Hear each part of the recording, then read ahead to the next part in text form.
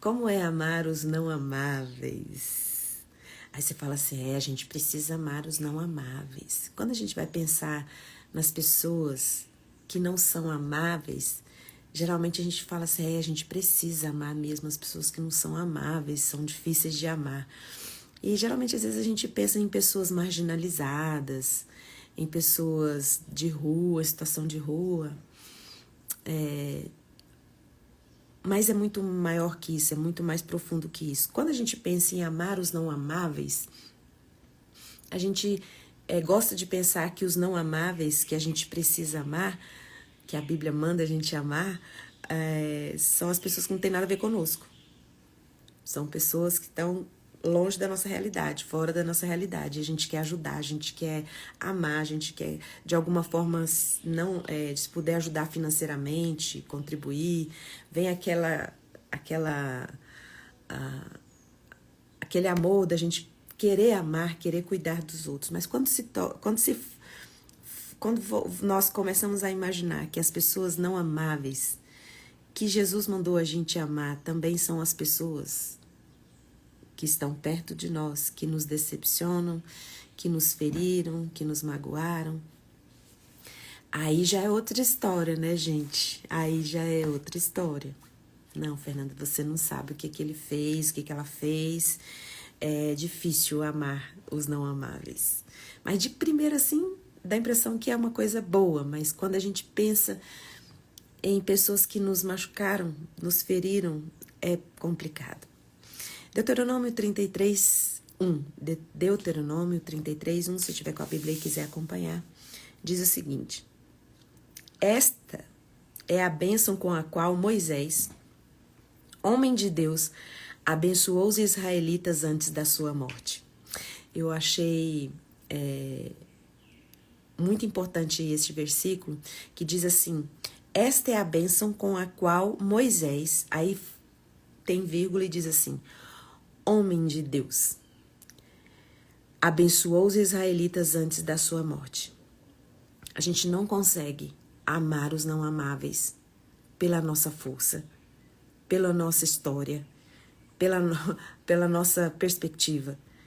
Nós precisamos pertencer a uma força maior que nos dá força para que a gente consiga amar os não amáveis. Aqui está falando que Moisés abençoou o povo antes de morrer. Geralmente, quando a pessoa está nos seus últimos momentos de vida, ela quer dar uma palavra para a família dela. Quer dar uma palavra para os filhos, quer dar uma palavra para a esposa, marido. Quer abençoar ali os seus. Isso é normal. Mas a pessoa que ela é de Deus, ela pertence a essa força, a esse poder, a esse Deus incrível. A pessoa que ela é dele, ela deixa a bênção dela até para os não amáveis, até para aquelas pessoas, ela consegue abençoar, não pela força dela, mas pela força de Deus. Então fala que Moisés, antes de morrer, ele abençoou o povo. E o povo, se você for ver a história, desde que Moisés assumiu essa liderança, só ladeira abaixo, né, gente? Só tristeza, o povo só reclamava. Moisés ia, fazia, falava, profetizava, servia o povo e o povo vivia reclamando. O povo se achegava a Deus por um tempo e depois começava a reclamar de novo. Deus fazia milagres e o povo reclamando. E mesmo assim, Moisés, porque era um homem de Deus, esse versículo deixa bem claro que ele era homem de Deus, então não foi na força dele. Não foi na força de Deus que ele olhou para o povo e conseguiu, nas suas últimas palavras, abençoar o povo. E depois você pode ver qual foi a bênção que ele deixou para o povo, lá em Deuteronômio 33, 1. Porque meu foco hoje é isso. Não é tanto falar sobre Moisés, mas falar sobre mim e sobre você, usando um pouco dessa parte da vida de Moisés. O que você diria nas suas últimas palavras? No seu último suspiro, você sabe que você tem 5 minutos de vida. O que você diria? Normalmente a gente quer dizer coisas para as pessoas que a gente ama. Mas Moisés, naquele momento, homem de Deus, na força de Deus, ele deixou bênção para o povo, que deu trabalho para ele, que pisou muito na bola com ele. Mas porque Moisés olhava para o povo na perspectiva de Deus, do jeito que Deus olha para as pessoas, olha para nós. Lembra que teve uma live que eu disse para vocês que Deus, quando ele comissionava alguém, enviava alguém para os lugares, Deus nunca contava das dificuldades do caminho, só dizia, olha, vai que eu vou te mostrar uma terra, e nessa terra tem leite, tem mel, sai da sua terra, vai para lá. Deus enviava todas as pessoas que ele comissiona e envia, ele não conta, ele não revela os atropelos do caminho, porque é ele que assume a responsabilidade das dificuldades que nós temos no caminho. Quando nós nos posicionamos como filhos dele e deixa que ele nos conduza, as dificuldades do caminho, as tristezas, decepções, angústias não irão parar você. Porque você será conduzido pelo Espírito Santo numa linha reta para o objetivo para o qual Deus colocou você nessa família, nesse trabalho, nessa história. Sabe, muitas vezes nós achamos que para amar o outro, nós precisamos ter empatia. Existe essa palavra empatia, ela virou moda, né? A gente fala, a gente precisa ter empatia pelo outro. A gente precisa ter empatia. E se você for ver a raiz da palavra empatia, é você assumir o lugar do outro. É você se colocar no lugar do outro para sentir o que ele sentiu. Só que Jesus nunca ensinou que nós tivéssemos empatia. Pelo seguinte, nós não podemos assumir o peso das pessoas. Cada um tem a própria cruz para carregar. Jesus nos ensinou a ter compaixão, a caminhar com paixão. O que é andar com paixão? O que é olhar para o outro com paixão? A pessoa, quando está apaixonada, ela não fica olhando os defeitos da pessoa, não fica olhando na caminhada os erros que aquela pessoa está cometendo. Consegue enxergar coisas boas naquela pessoa. Então, nós precisamos nos colocar como apaixonados por Jesus, para olhar para as pessoas que passam pela nossa vida, não com os olhos da nossa dor, da nossa mágoa, da nossa decepção, mas olhar com o olhar de Deus para as pessoas, porque Deus é o único que consegue separar o pecado do pecador. E às vezes você está parado, paralisado em um lugar de dor. Você criou raízes nessa amargura, nesse lugar, porque pessoas decepcionaram você. E se pessoas decepcionaram você, geralmente são pessoas que amam, que você ama por demais. Pessoas que você super considera, da sua família, de perto. Porque o outro, a pessoa que não tem nada a ver com você, não te decepciona. Mas você já pensou na possibilidade também de você também ter decepcionado pessoas que amam você? Ter frustrado pessoas que amam você? Então aqui eu queria trazer esse texto para a gente olhar para os não amáveis. Porque Jesus olhou para nós, nós também éramos não amáveis. Porque quantas vezes nós nos afastamos da presença de Deus, quantas vezes nós reclamamos, quantas vezes a gente se afasta, chega perto de Deus, fica um tempo, depois se afasta, assim como o povo de Israel. E assim como Moisés teve capacidade de abençoar o povo, porque ele era um homem de Deus, nós também, como somos dele, temos a capacidade de abençoar as pessoas, de ser bênção na vida das pessoas. Em Colossenses 3:12 diz, portanto, como povo escolhido de Deus, santo, amado, revistam-se de profunda compaixão, bondade, humildade, mansidão e paciência. Por que fala para a gente revestir de profunda compaixão? Porque todos os dias a gente precisa vestir essa compaixão. Porque a nossa luta, a nossa batalha não é contra as pessoas. Porque eu e você somos falhos e erramos como qualquer pessoa. Você fala, mas eu nunca trairia. E se nunca é muito tempo. De repente, quantas vezes você já falou Nossa, Deus, eu disse que eu nunca faria um negócio desse e estou fazendo. Eu achei que eu nunca vesti essa roupa nesse estilo, dessa moda, eu já estou vestindo. Porque nosso coração é enganoso. Todos nós somos pecadores e precisamos desesperadamente da graça de Deus. Então nós precisamos amar os não amáveis, não porque os não amáveis merecem, mas é porque, como filhos amados de Deus, nós precisamos olhar para as pessoas como Deus olha para as pessoas. A vontade é de dar o troco, a vontade é de responder com a mesma moeda, pagar com a mesma moeda. A vontade nossa é de deixar, é de excluir. Mas quando em Colossenses diz para nós revestirmos, nos revestir é vestir todos os dias, como filhos de Deus, como santos e amados por Deus. Nós somos amados por Deus, apesar das nossas falhas, apesar das nossas que nós decepcionamos tanto a Deus, que nós ferimos tanto o coração de Deus, escolhendo o pecado na nossa vida, nos afastando da presença dele. Ele tem essa bondade, tem esse amor para nos dar como herança. Por que é herança? Porque nós não lutamos por ela. Ele nos dá de graça essa bênção, essa graça de sermos amados, de sermos escolhidos, mesmo não tendo motivos para nos escolher, porque somos pecadores, ele nos escolheu mesmo assim. Então nós precisamos nos revestir dessa bondade como filhos dele, como herdeiros dele, herdeiros desse amor, dessa compaixão que ele é natural, da natureza de Deus, é orgânico de Deus e passa a ser nosso. 1 Pedro 3,9.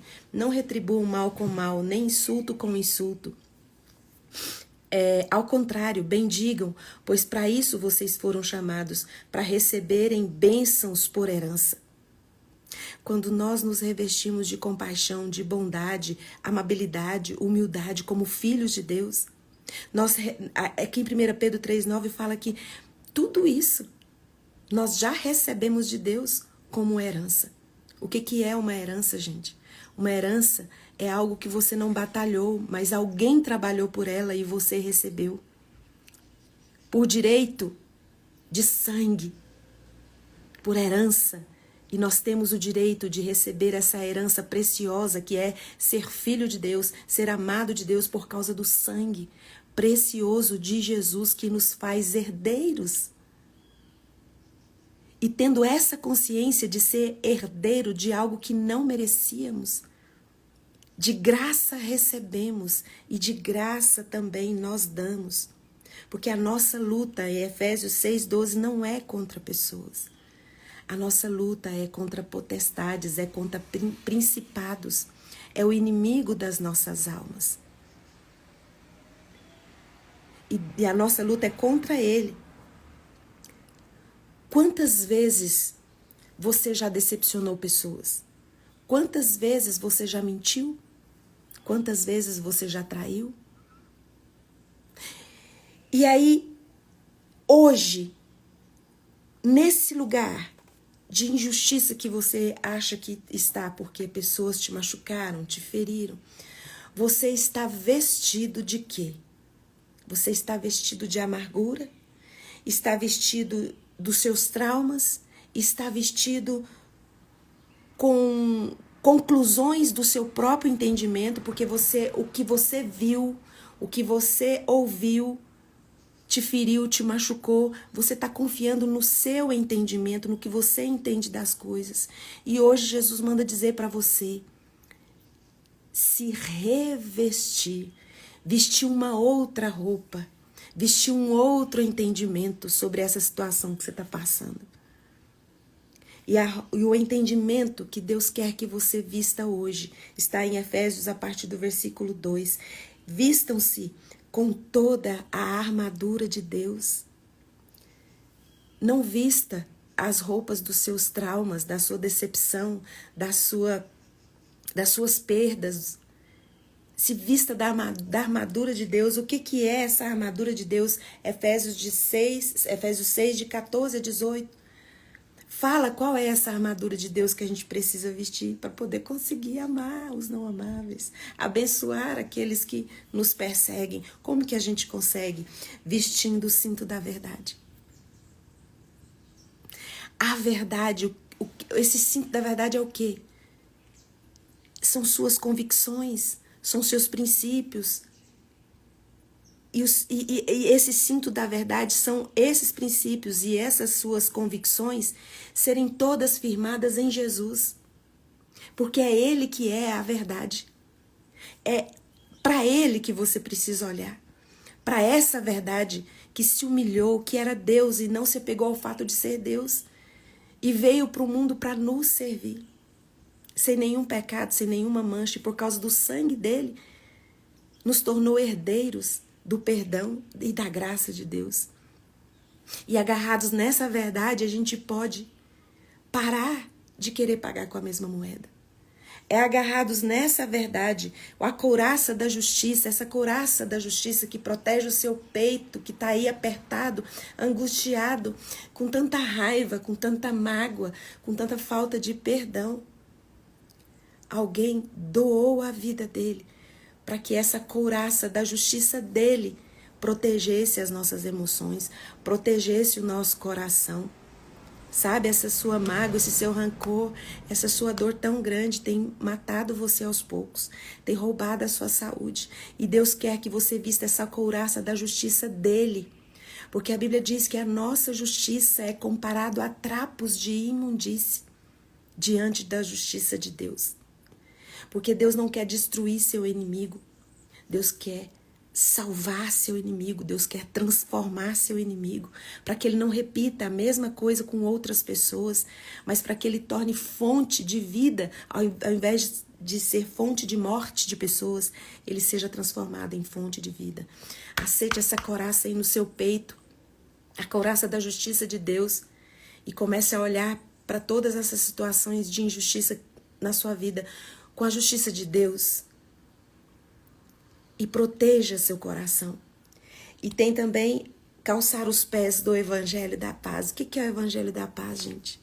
É a salvação que nós não merecemos, é participar dessa herança que nos foi dada, que através do sangue precioso de Jesus derramado na cruz do Calvário.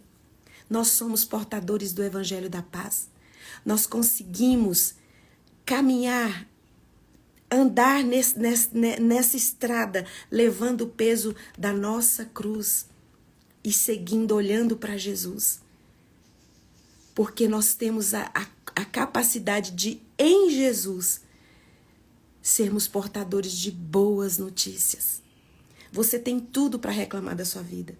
Você tem tudo, todos os motivos do mundo para viver aí caminhando, arrastando essas correntes e dizendo para todo mundo o quanto você foi ferido, o quanto você foi machucado. Só que Jesus quer que você calce o Evangelho da Paz. Porque é Ele que quer levar esse peso, é Ele que quer quebrar essas correntes, é Ele que quer que você seja portador de boas notícias, de paz. Não portador de dor, de mágoa, de angústia, porque isso Ele pega para Ele. E na cruz do Calvário Ele te lava, te limpa e te torna leve o seu caminho. E fala que o capacete da salvação é o último item. É o capacete da salvação. O que é? É a certeza de que o sangue de Jesus é poderoso o suficiente para proteger sua mente, para proteger seus pensamentos.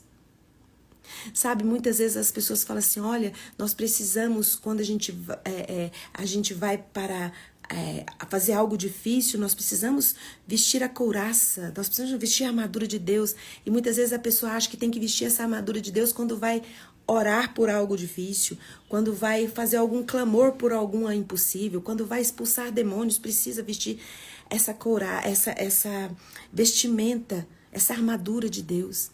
Eu queria dizer para você, esteja pronto. Não fica vestindo essa roupa só quando você acha que precisa. Essa armadura de Deus você tem que revestir todos os dias. Todos os dias você tem que estar pronto.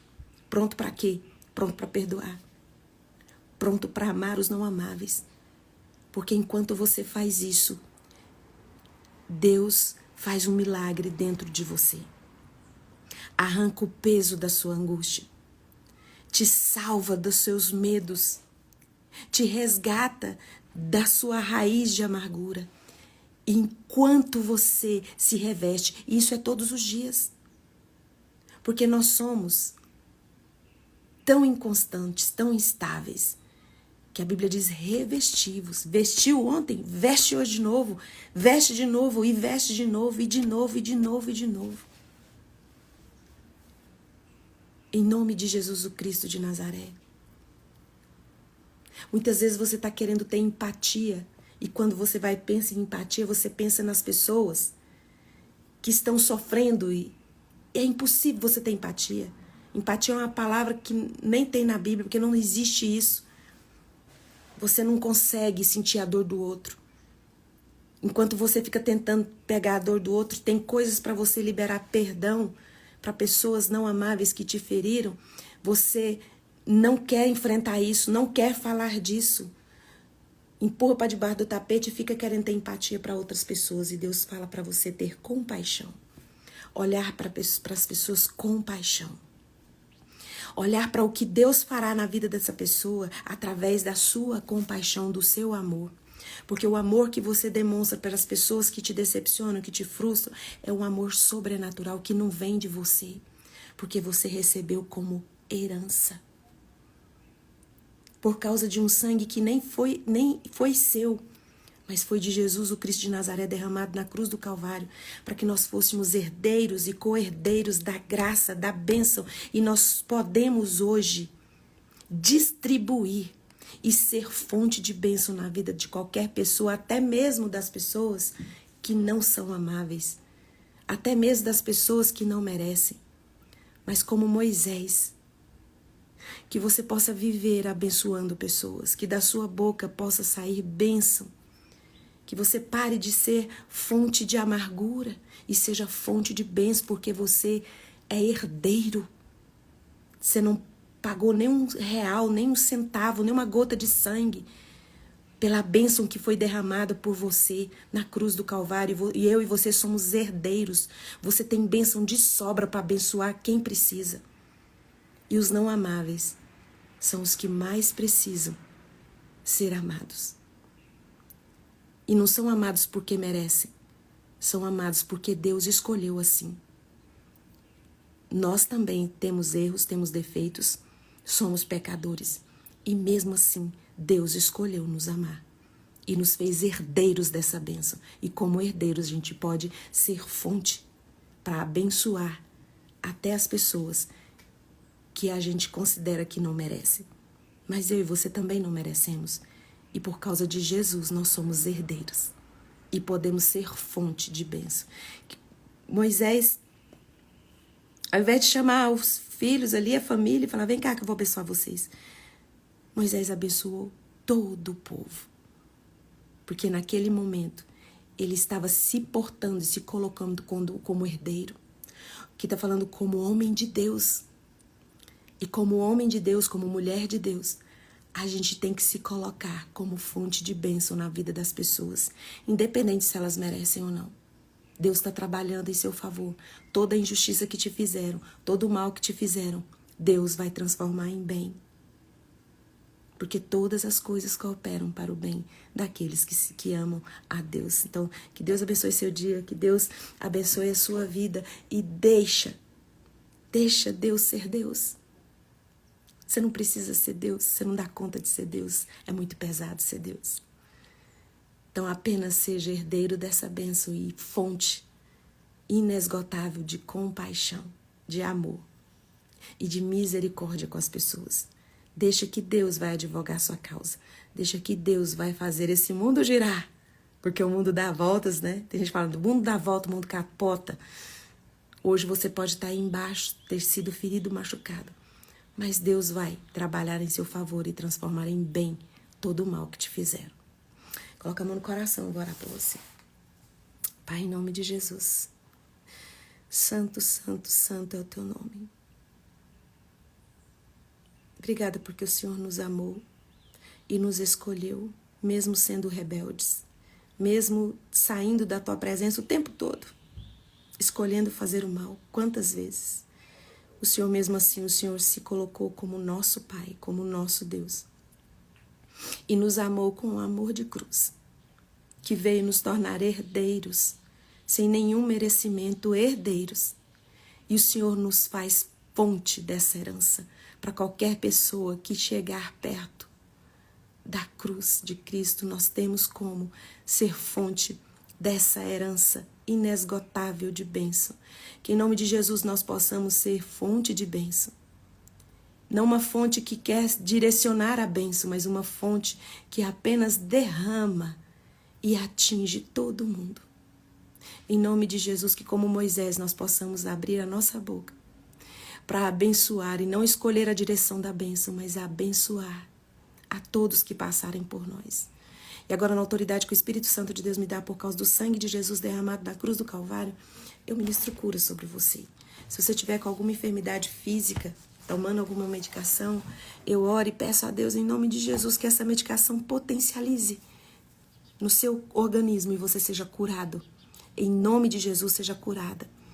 Eu quero também orar por todas as suas prisões emocionais, tudo que esteja prendendo o seu coração, amarrando a sua alma, que você seja liberto nesta manhã, em nome de Jesus, o Cristo de Nazaré. Também quero glorificar a Deus pelo Davi, que voltou para casa. A gente orou por ele, glória a Deus, obrigada, Jesus.